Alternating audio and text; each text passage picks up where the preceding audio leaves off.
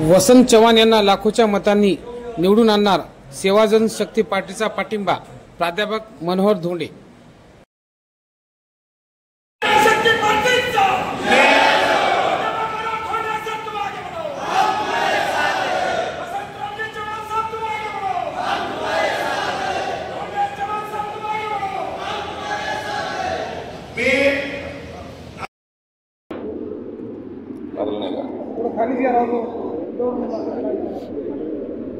Sir, आज आपण महाविकास आघाडीला पाठिंबा देण्यात आला आहे। उमेदवार वसंत चव्हाण यांना पाठिंबा देण्यात आला आहे, काय सांगा?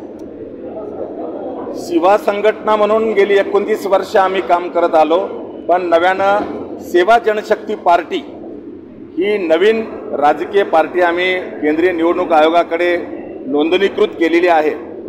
आणि म्हणून या लोकसभा निवडणुकीमध्ये देशाची लोकशाही आणि संविधान वाचवण्याची गरज आहे हे लक्षात घेऊन आणि सेवा जनशक्ती पार्टी राज्यभर 48 लोकसभा मतदारसंघामध्ये महाविकास आघाडीच्या उमेदवारांना पाठिंबा देऊन महाविकास आघाडीचा घटक पक्ष म्हणून सहभागी झालेली आहे। पुण्यामध्ये सन्माननीय शरदचंद्र पवार, राष्ट्रवादीचे महाराष्ट्राचे अध्यक्ष जयंतराव पाटील, सुप्रियाताई सुळे, रोहित पवार, डॉक्टर अमोल कोल्हे, काँग्रेस पक्षाचे पृथ्वीराज चव्हाण, बाळासाहेब थोरात, विश्वजित कदम आणि शिवसेनेचे सचिनभाऊ आहिर आणि सुषमाताई अंधारे यांच्या उपस्थितीमध्ये 18 एप्रिल 2024ला मी अधिकृतपणे सेवा जनशक्ती पार्टी ही महाविकास आघाडीचा घटक पक्ष म्हणून घोषित करून राज्यभर महाविकास आघाडीला पाठिंबा जाहीर केलेला आहे।